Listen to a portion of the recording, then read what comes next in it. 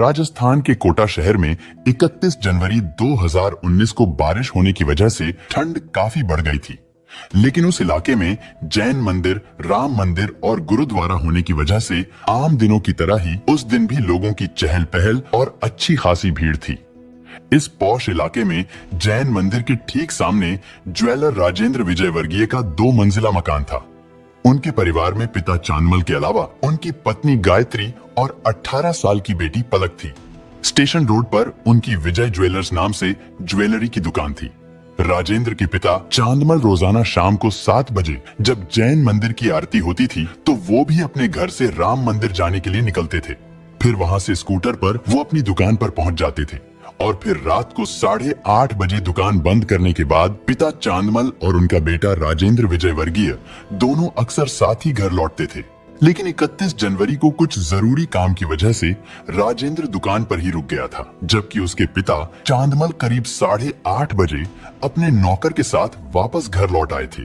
नौकर उनके घर के बाहर से ही वापस अपने घर चला गया था। इसके बाद चांदमल अपने घर की ऊपरी मंजिल पर पहुंचे।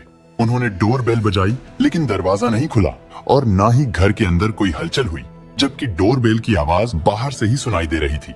इसके बाद चांदमल ने दरवाजे को खटखटाने की कोशिश की तो दरवाजा खुलता चला गया। ये सब देखकर चांदमल हैरान रह गए, क्योंकि ऐसा पहली बार हुआ था जब दरवाजा अंदर से बंद नहीं किया गया था।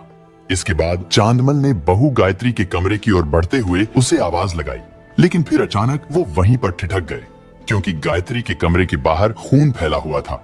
बहू गायत्री की खामोशी और फर्श पर फैले खून को देखकर चांदमल डर गए। वो जोर जोर से चिल्लाने लगे। उनके चिल्लाने की आवाज सुनकर ग्राउंड फ्लोर पर रहने वाली किराएदार रश्मि भी घबरा गई। लेकिन जैसे ही रश्मि ऊपर गई तो वहां पर बदहवास हालत में खड़े चांदमल ने गायत्री के कमरे के सामने फैले हुए खून की तरफ इशारा किया।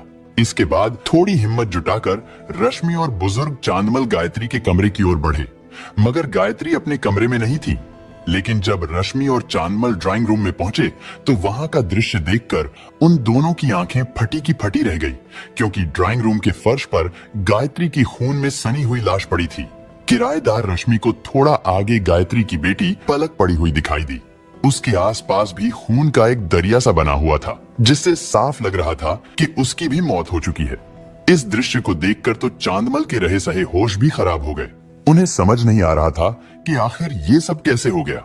लेकिन फिर उन्होंने थोड़ी हिम्मत जुटाकर खुद को संभाला और अपने बेटे राजेंद्र को फोन करके इस घटना की जानकारी दी।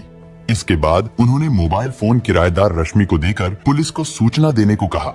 पुलिस को फोन करने के बाद रश्मि ने पड़ोस में रहने वाले लोगों को आवाज लगाई। थोड़ी ही देर में राजेंद्र विजय के घर पर पड़ोसियों की भीड़ इकट्ठा हो गई। राजेंद्र के घर से भीमगंज मंडी पुलिस स्टेशन का फासला केवल 1 किलोमीटर का ही है, इसलिए थाना प्रभारी चंद्र सिंह तुरंत घटना स्थल पर पहुंच गए। इस दोहरे कत्ल ने पूरे कोटा शहर के पुलिस महकमे को हिलाकर रख दिया था। इसके बाद फॉरेंसिक टीम और डॉग स्क्वाड को घटना स्थल पर बुलाया गया। विजय वर्गीय परिवार के घर के बाहर भारी भीड़ जमा हो गई थी। पुलिस ने देखा कि खून तो बेडरूम में फैला हुआ है, लेकिन गायत्री और उसकी बेटी पलक उन दोनों के शव ड्राइंग रूम में पड़े हैं। इससे पुलिस ने अंदाजा लगाया कि हत्यारों ने पहले उन दोनों माँ बेटी को उनके कमरे में ही कत्ल किया होगा और फिर उनके शवों को घसीटते हुए ड्राइंग रूम में लाकर फेंक दिया होगा, क्योंकि उन दोनों के कमरों से लेकर ड्राइंग रूम तक जाने वाली खून की लकीरें इसी ओर इशारा कर रही थी। लेकिन जिस दरिंदगी से उन माँ बेटी को कत्ल किया गया था, उससे तो यही लगता था कि उन दोनों को किसी रंजिश की वजह से कत्ल किया गया है। हालांकि इस बारे में गायत्री के पति राजेंद्र का कहना था कि हम तो सीधे सादे लोग हैं, इसलिए किसी से हमारी दुश्मनी या रंजिश का तो कोई सवाल ही नहीं है।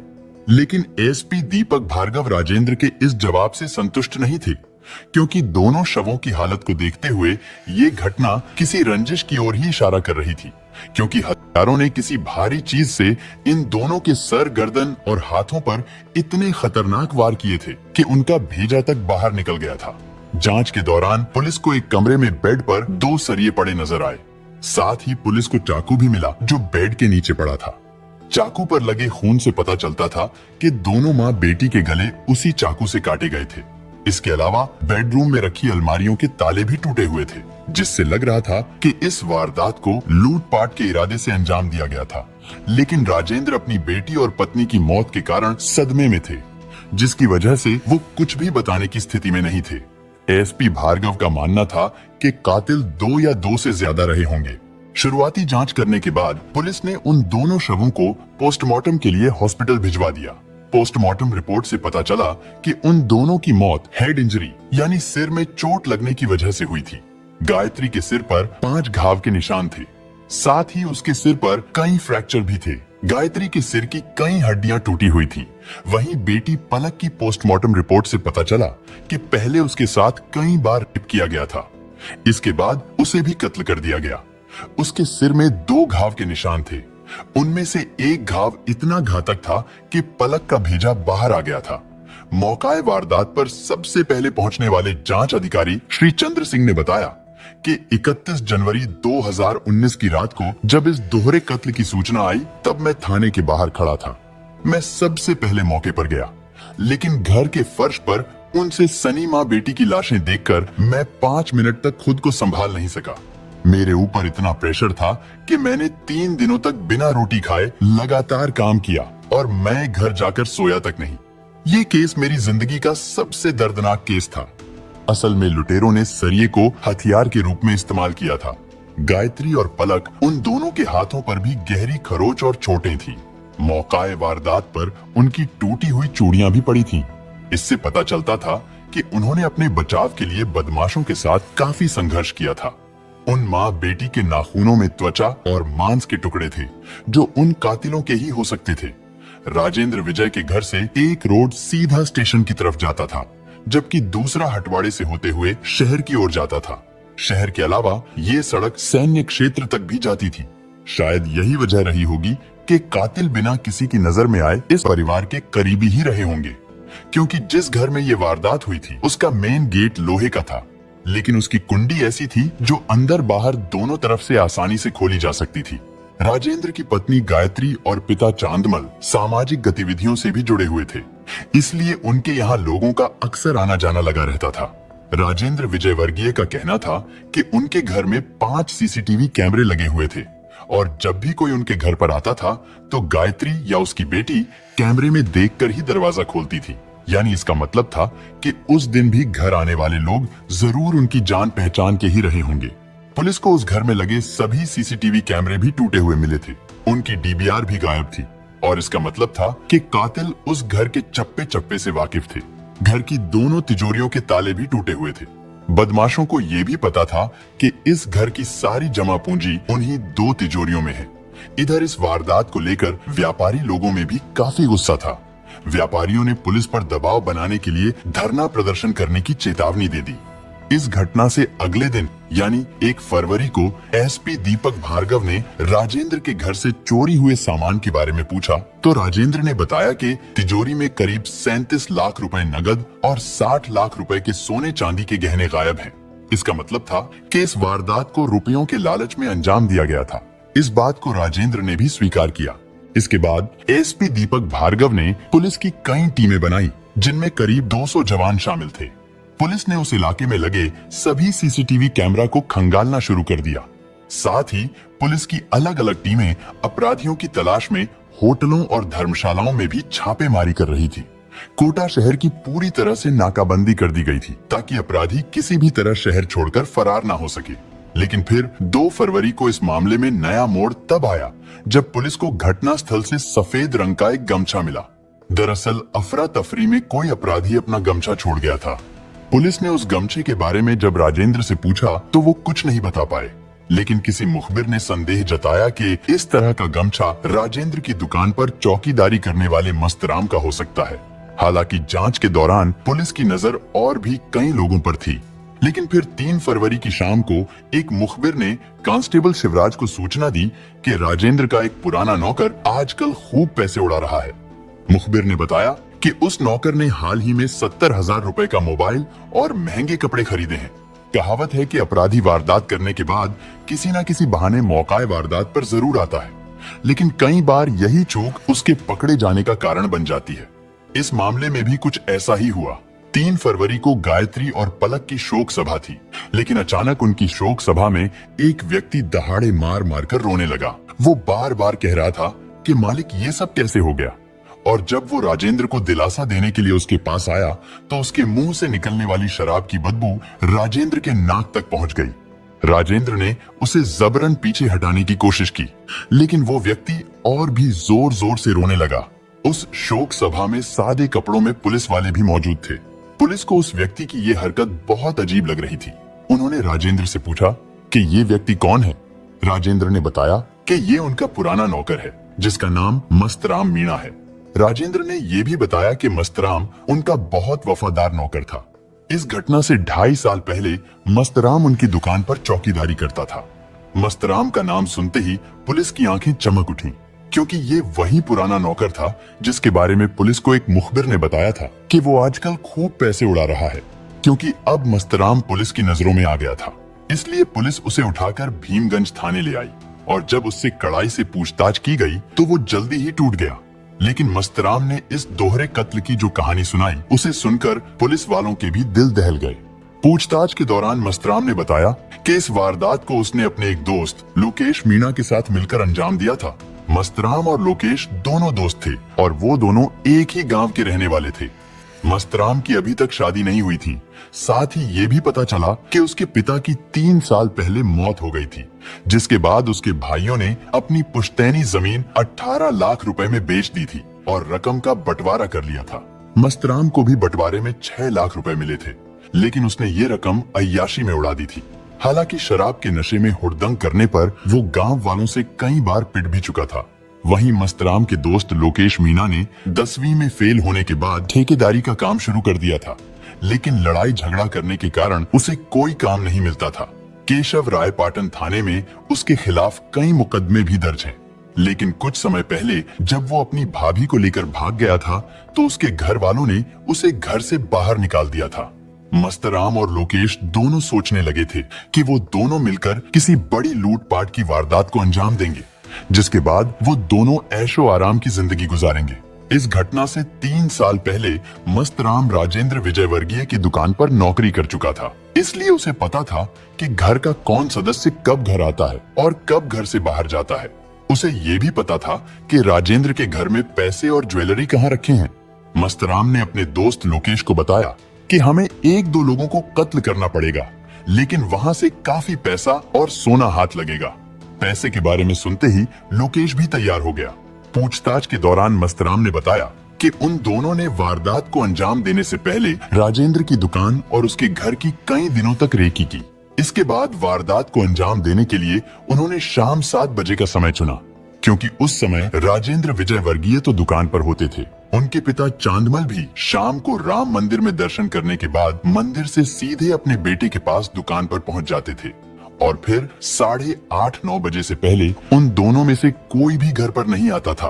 राजेंद्र के घर में ग्राउंड फ्लोर पर किराएदार रश्मि अकेली रहती थी, लेकिन शाम को उस समय रश्मि भी सब्जी लेने मंडी चली जाती थी। मस्तराम और लोकेश के लूटपाट के प्लान में गायत्री और उसकी बेटी पलक को कत्ल करना पहले से तय था। इसके लिए वो दोनों सरिये और चाकू साथ लेकर आए थे, क्योंकि राजेंद्र की पत्नी गायत्री और बेटी दोनों ही मस्तराम को जानती थी। इसलिए घर की डोर बेल बजाने पर गायत्री ने दरवाजा खोल दिया। दरवाजा खुलते ही वो दोनों अंदर चले गए। गायत्री ने उन्हें बैठने को कहा, लेकिन जैसे ही गायत्री अपने कमरे की तरफ मुड़ी तो दोनों ने सरिये से उसके सिर पर ताबड़तोड़ कई वार कर दिए। घर में शोर सुनकर जैसे ही पलक अपने कमरे से बाहर निकली तो उन दोनों ने उस मासूम को पकड़ लिया। उन दरिंदों ने उसके साथ पहले रेप किया, फिर उन दोनों ने मिलकर उसे भी खत्म कर दिया। वो दोनों बिल्कुल भी जिंदा ना बच जाएं, ये सोचकर मस्तराम और लोकेश ने चाकू से दोनों का गला भी रेत दिया। इसके बाद माँ बेटी के शवों को घसीटकर उन्होंने ड्राइंग रूम में डाल दिया। मस्तराम को पता था कि ज्वेलरी और केश गायत्री के कमरे की तिजोरी में रखे जाते हैं। मस्तराम और लोकेश अपने साथ एक बैग भी लेकर आए थे। उन्होंने तिजोरी तोड़कर जितनी भी ज्वेलरी और केश था बैग में भर लिया। इसके बाद वो दोनों तुरंत वहां से फरार हो गए। वो दोनों बस पकड़कर सीधे गांव पहुंचे। उन्होंने सारे गहने और कुछ केश अपने घर में छिपा दिया। फिर वो दोनों रात को बूंदी जिले से रोडवेज बस पकड़कर जयपुर चले गए। जयपुर में वो लोग बस स्टैंड के पास एक होटल में रुके। अगले दिन दोनों ने खूब खरीदारी की और शराब पी। इसके बाद उन्होंने 70-70 हजार रुपए के महंगे मोबाइल फोन और महंगे कपड़े खरीदे। फिर 2 फरवरी को वो दोनों वापस कोटा आ गए। हालांकि मस्तराम को अपने प्लान पर पूरा विश्वास था, उसे पकड़े जाने का डर नहीं था, लेकिन फिर भी वो अपनी तसल्ली के लिए, ताकि किसी को उस पर शक ना हो, वो शोक जताने का दिखावा करने के लिए राजेंद्र के घर चला आया था। लेकिन शोक सभा में जब मस्तराम दहाड़े मारकर रोने लगा तो कांस्टेबल शिवराज को उस पर कुछ शक हुआ, जिसके बाद उसे अरेस्ट कर लिया गया। राजेंद्र विजय ने पुलिस को बताया था कि लुटेरों ने उनके घर से करीब 37 लाख रुपए कैश और गहने चोरी किए थे। पूछताछ के बाद पुलिस ने उन दोनों आरोपियों के कब्जे से लूटे गए 37 लाख रुपए में से 21,70,000 रुपए, 13.5 किलो चांदी और 2 किलो 26 ग्राम सोना बरामद कर लिया था। इसके अलावा पुलिस ने आरोपियों के पास से गायत्री और पलक की सोने की चैन और कंगन भी बरामद कर लिए थे। मस्तराम ने पुलिस को बताया कि गायत्री और पलक ने जो गहने पहन रखे थे उन्होंने वो भी उतार लिए थे। दूसरे आरोपी लोकेश ने इस वारदात को अंजाम देने के बाद 8 लाख रुपए के सोने के कंगन और एक सोने की चैन अपने गांव जाकर एक खेत में गाड़ दिए थे। इधर लूट की रकम का बंटवारा करने के बाद मस्तराम गुजरात में पाटन जिले के एक गांव में अपने रिश्तेदार के पास गया। उसने अपने रिश्तेदारों को 8 लाख रुपए ये कहकर रखने के लिए दिए थे कि ये पैसे उसे जमीन बेचकर मिले हैं। मस्तराम ने अपने रिश्तेदार से कहा, इन पैसों को थोड़े दिन अपने घर में रख लो, मैं फिर कभी आकर ले जाऊंगा। इस वारदात का खुलासा होने के बाद मस्तराम के रिश्तेदारों ने ये रकम पुलिस को ये कहते हुए सौंप दी थी कि उन्हें इस घटना के बारे में कोई जानकारी नहीं थी। एसपी दीपक भार्गव के मुताबिक इस जघन्य वारदात के खुलासे में कांस्टेबल शिवराज की भूमिका बहुत महत्वपूर्ण रही। शोक सभा में जब उन्हें मस्तराम के हाव भाव पर शक हुआ तो उन्होंने पूरा ध्यान उसी पर लगा दिया था। इस कोशिश में उन्हें मस्तराम की कलाइयों पर खरोच के निशान नजर आए, जिसकी वजह से उनका शक और भी पुख्ता हो गया था। इन सब चीजों का खुलासा होने के बाद ये मामला कोर्ट में चलता रहा, लेकिन फिर 18 फरवरी 2020 को पॉक्सो कोर्ट ने इस जघन्य अपराध को रेयरेस्ट ऑफ रेयर मानते हुए मस्तराम मीणा और लोकेश मीणा को फांसी की सजा सुनाई। साथ ही उन दोनों पर 80-80 हजार रुपए जुर्माना भी लगाया गया। इसके अलावा उन दोनों को और भी कई अन्य धाराओं में सजा सुनाई गई। पॉक्सो कोर्ट के जज अजय कुमार शर्मा ने कहा कि ये मामला समाज की सामूहिक चेतना से जुड़ा हुआ है। आरोपियों द्वारा अपराध तब किया गया जब 2 महिलाएं अपने घर में अकेली थीं। आरोपियों ने न केवल फरियादी के घर में रखी संपत्ति लूटी, बल्कि उसकी बेटी से दुष्कर्म कर दोनों महिलाओं को बेरहमी से कत्ल कर दिया। न्यायाधीश अजय कुमार शर्मा ने कहा कि इस प्रकार के अपराध से समाज का हर तबका सुरक्षा चाहता है। ऐसे दरिंदों को समाज कभी भी अपने बीच नहीं देखना चाहता। अजय कुमार शर्मा ने अपने फैसले में लिखा है कि आरोपियों की सजा को लेकर फांसी के वारंट प्राप्त होने पर आरोपियों की गर्दन में फंदा डालकर फांसी पर तब तक लटकाया जाए जब तक उनकी मृत्यु ना हो जाए। दोस्तों, इस घटना को सुनाने का उद्देश्य किसी का दिल दुखाना नहीं है, किसी को परेशान करना नहीं, बल्कि आपको जागरूक करना है, आपको सचेत करना है।